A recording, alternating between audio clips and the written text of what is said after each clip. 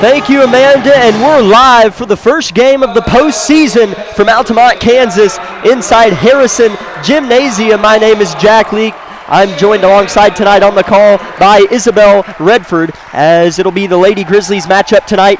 The men's team will play tomorrow night against Independence at 7 o'clock, but for tonight, we'll focus on the ladies' matchup, as the visitors in the first round of Substate are the Cyclones from Ottawa, taking on your Labette County Lady Grizzlies, who finished up the regular season with a tie for the SEK title with Fort Scott, whom they may see if they win tonight on Friday evening, but we'll cross that bridge when we get there. For now, Isabel, we'll focus on this game, and the special thing about postseason is that the records vanish. They go away. Both these teams are 0-0 and fighting to move on, because if you lose, you go home. Yeah, that's definitely something I know that a lot of these seniors have been in this position before, so they know a game like this, and so it's definitely kind of a situation where you're right, it's all on the line, and records don't matter at this point, so it's going to be a fun night of basketball. And these Lady Grizzlies, historically, or more or less in recent years, have struggled to win postseason non-conference games. Whether that be in the first round of Substate, second round of Substate, or I think last year they hosted the first round of state. It was different last year, and they've just struggled to win non-conference games in the postseason. And it's been this same group of girls. You know, it was started back when Shelby was an underclassman, Anna and Maddie were freshmen, Jasmine was a freshman, Carson was a freshman, and they've just struggled to finish these games. It's not like they've just gotten beat by 20 in these postseason non-con games, but they just haven't found a way to win down the stretch, that being the second half, in these really important, highly intensified games. And tonight it's not going to be any different against a really good Cyclones team coming from Ottawa. Yeah, definitely be one of the, I mean, you're right, they have struggled to finish. Kind of starting in the offseason, they've struggled to, kind of get past that first game barrier, and I think that's something that I think Snyder doesn't want to see happen again tonight. For those of you who joined us Saturday, Friday was her last regular season game as they defeated the Independence Lady Bulldogs, but it was something that I actually read in the paper, the person's son, a couple days ago, is she just said, the girls know what's at stake here, and we're focusing on one game at a time, so they are not looking past tonight. And I know that they have spent a lot of prep going into tonight, so I think we will see a good push to try to break what they've struggled with for so many years.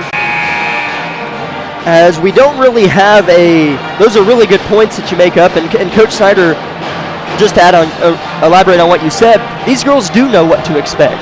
They've been here, so that is something that Labette County has going in their favor. And in terms of Ottawa, the Cyclones, we don't really have a head-to-head comparison. Obviously, these Lady Grizzlies have not faced this away team of Ottawa, but what we can look at is Ottawa has played two familiar foes of ours, Independence and Coffeyville.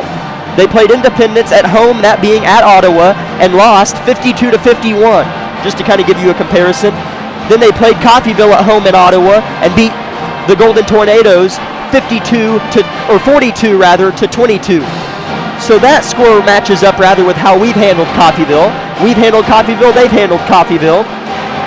And they've also had their troubles with the Bulldogs from Independence, where Labette County lost by 1 point to the Lady Bulldogs, and these Cyclones of Ottawa lost to the Lady Bulldogs of Independence by 1 point.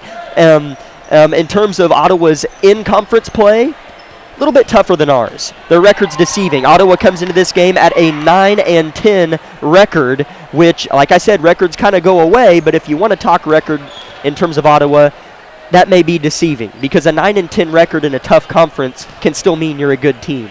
Yeah, no, it definitely can, and I think that's where, again, it's important to look at those records again and see how they match up, and like you said, in those two games versus teams that Labette County girls have also played. But it's also, you're right, they do have a little bit, they come from a tougher conference as far as their team standings go, and so they've had to battle a lot more and face some of those tougher matchups. So it'll definitely be interesting to see how they pose against this Labette County Grizzly team. As to just take a quick glance back at Labette County's last game and their last regular season game here in Altamont on senior night, Madison Brandon led the way in scoring. That's a familiar phrase. She had 13 points. and Shelby Wilson was the second leading scorer, Isabel, with a dozen. Carson Stewart had 6 and Anadine had 5. So the scoring came in bunches in that game against Independence, and we'll see how the scoring ends up at the end of this one, because that's what's exciting about this Lady Grizzly team, is you never know who is going to be the top scorer. And they're going to need to maybe have a couple of those against a good Ottawa team who has familiar lineups as Labette County, both experienced and in terms of height. So we'll get into the starting lineups after we have the national anthem here in Harrison. So we'll step aside for 3 minutes here on KLKC Parsons.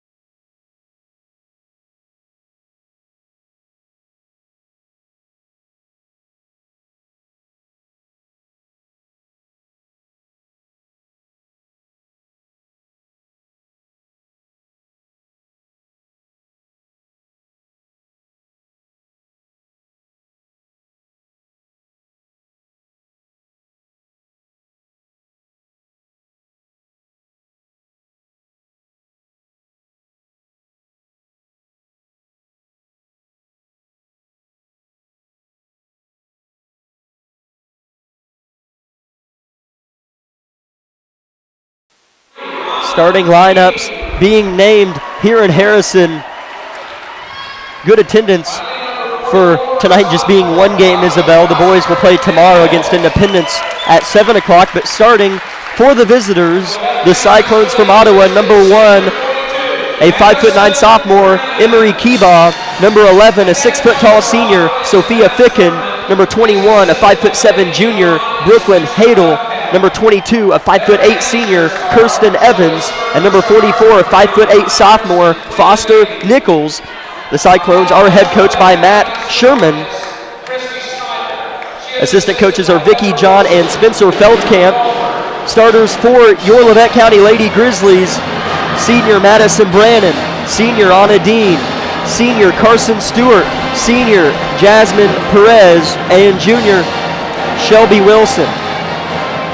So the starting lineup is familiar for Labette County. As Isabel, I'm excited, first sub-state game of the season. Hopefully we have a few more. As the players make their way onto the floor, Isabel, real quick, what do you expect from this team, and how do you think they need to play in order to get out of here with the win and play on Friday? They definitely need. I mean, they need to play like they've been playing all season. If they start off slow, they're not going to do well, and it's going to be hard for them to come back. So we'll see what's in store for these Lady Grizzlies. Dean jumping against Fick, and ball's in the air and won by Dean. Labette County with the first possession of the ball game. Postseason play is underway. And corner, three-pointer, too short. Dean fought for the rebound but couldn't get it. Keybaugh rebound. Here come the Cyclones. First time with the rock, just 20 seconds in. Point guard is Kirsten Evans, picked up by Jasmine Perez, top defender on this Grizzly defensive unit. They're in a man-to-man defense, that is Labette County. Here's a drive and a kick for the Cyclones. Hadel with it, rotates it now, high left. Post Ficken. Here's a three-pointer from the right wing, in and out. Rebound tipped out of bounds, I believe, by the Cyclones. Oh, they say it's off of Anna Dean. It'll stay with Ottawa. Ball inbounded under their own basket to the left. Ottawa's working the court right to left. Labette County left to right. Here's a floater. Didn't hit the rim. Rebound Labette County. Floater shot by Nichols. Here comes Stewart in transition, skipping it up to Dean near the far left corner. Skip past Wilson, right corner, back to Brandon, deep three, too short, rebound, Ficken. 2 threes on the first 2 possessions for Labette County, Brandon and Wilson, the shooters.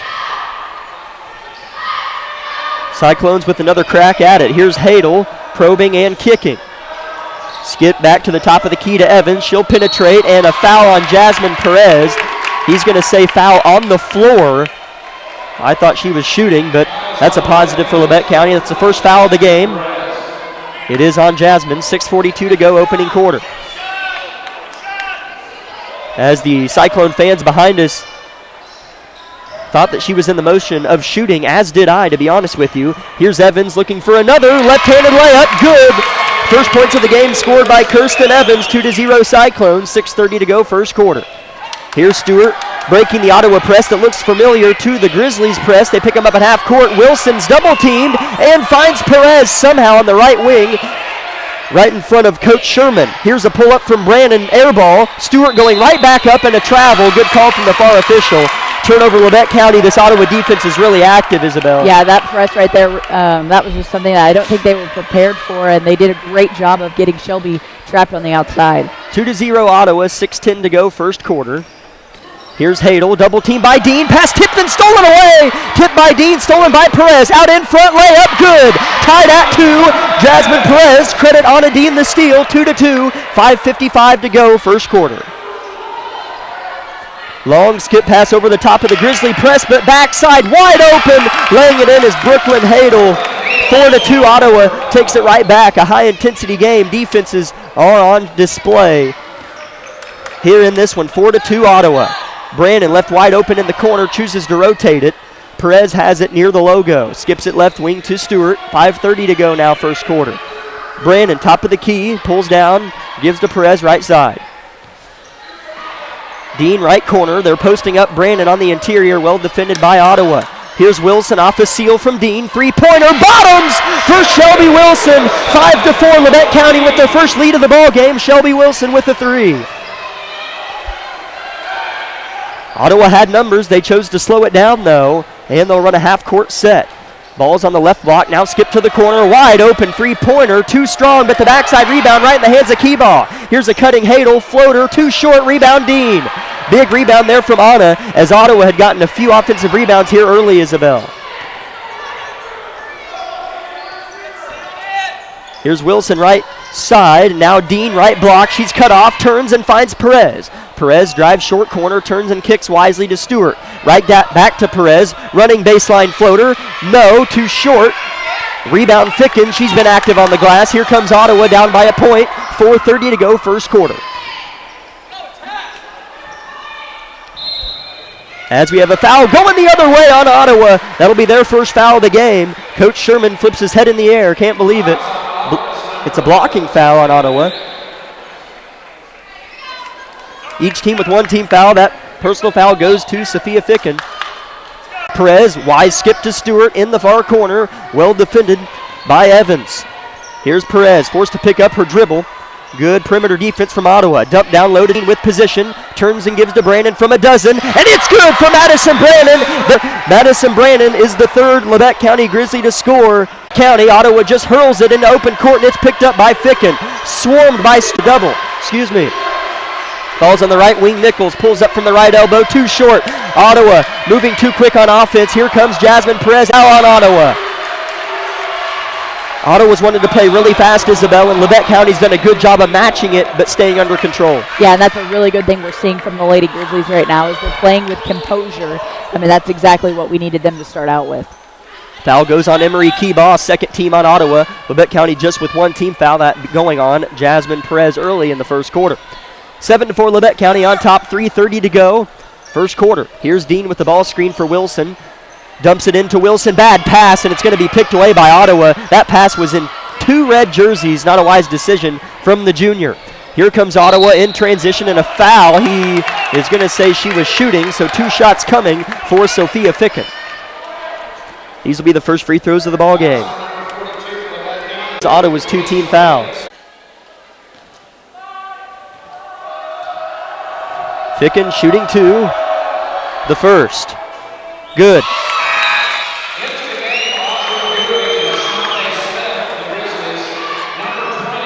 First substitutions for the game coming in from both coaches. Shelby Wilson and Jasmine Perez check out, replaced by Audrey Dewey for the Cyclones, as the second free throw from Ficken is no good. It's Marissa Richards checking in for the Cyclones, replacing Emery Keebaugh. Here's Lebec County up by 2 points, 3:05 to go in the opening quarter. Brandon open, right wing, you bet she'll pull it. Too strong, look good the whole way. Smith saves it right into the hands of Evans, but a good play from Ashante. Long pass up ahead to Hadel. Transition offense is big from Ottawa. Put back, no, off the miss. Dean with the rebound, and she hit the deck travel on Anna Dean. Turnover Lebec County, but not a bad turnover. Dean was making a big play. Lebec County fans wanted over the back, not going to get it. Ridley Lynn checks in for Anna. That's her first, that being Dean. Or no, sorry, it was a travel, my bad. I said over the back and convinced myself it was a foul. Here's a pass inside and a hook shot, good. That's pretty offense from Kirsten Evans. She's got 4 of the 7 Ottawa points. We're knotted up at 7. A full court steal and basket's good from Foster Nichols. Ottawa on a 5-0 run. They lead 9-7. Timeout, Coach Snyder. We'll take 30 seconds on KLKC Parsons. Lebec Grizzly basketball is brought to you by Bartlett Co-op, with 8 convenient locations in southeast Kansas and northern Oklahoma. Contact Bartlett Co-op for all your farming needs in Bartlett, Edna, Oswego, Mound Valley, Chitopa, Coffeyville, and Big Cabin.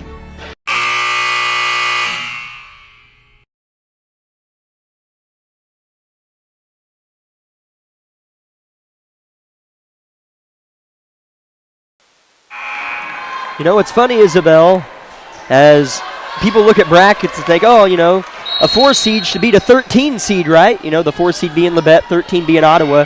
That's not how it works. As Ottawa comes into this game at a 9-10 record, and they have looked exceptional in the opening minutes here in the first round of Substate. They lead Lebec County 9-7, 2.5 minutes to go in the first quarter. Here's Dewey with the ball in the left wing out of the Coach Snyder timeout. Here's Smith with it, flinging it to Stewart on the right wing, pulls up from deep, off to the right the whole way. Rebound, Lynn. Big offensive rebound from Ridley, and she'll outlet it to the outside. Wilson pulls up from deep. Bad shots from Lebec County. She misses, but the rebound mishandled by Ottawa, and Stewart pulls up from 12 and misses. Rebound Nichols. 3 missed opportunities for Lebec County. Here comes Ottawa in transition, and a double dribble on Sophia Ficken. Lebec County bailed out by the Ficken turnover, but Coach Sherman of Ottawa with the rebound off of a missed shot or even a made shot. They are in the other end of the court immediately. Yeah, and I think that's really throwing Lebec County off right now. I mean, thankfully they got bailed out by that turnover, but that could have been an easy bucket.